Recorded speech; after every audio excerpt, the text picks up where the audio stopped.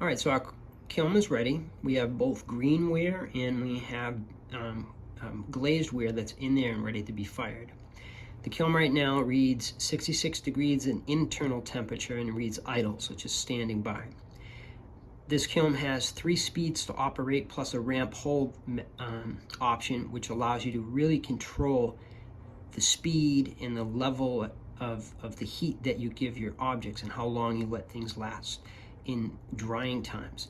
For us, the simplest method to work with, and for most of us, is just the slow method, slow speed. So what we're going to do is I'm going to hit cone fire. I've already programmed this one. It will ask you the first time what you're firing your clay at. We usually fire at a low fire clay, which is 05. So it says cone 05, and I just hit enter. It's going to say speed. I've already hit slow, but watch. Medium, fast, or I'll go back to slow. So once again, in the booklet, it will instruct you how slow is, but it's the way to go. It's just the easiest way. So I hit slow, hit enter. It says hold time. It just says 000. That's fine. We're not holding the kiln. We're not going to delay the startup. We're going to do it right. We're going to start right away. So I just hit enter. It says stop.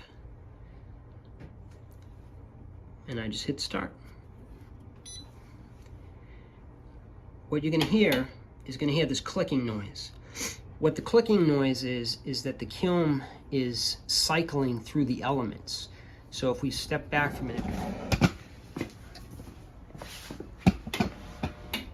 So each of these levels of the kiln are different levels of the elements.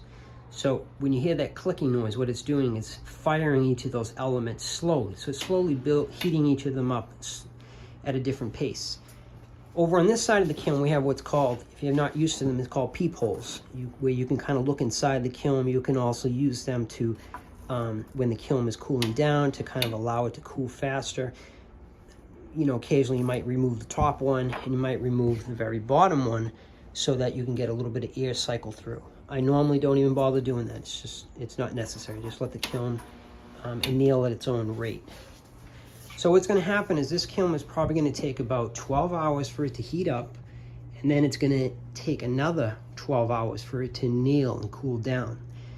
We also, at this point, I didn't have enough stuff to load the entire kiln, so I only loaded the bottom layer. So that means that the cool down time is going to be a lot faster due to the fact that I just don't have as much objects generating heat. So in this particular case, we're doing this for our demo purposes. So tomorrow we'll check back and we'll actually see what happens. So we'll go from there.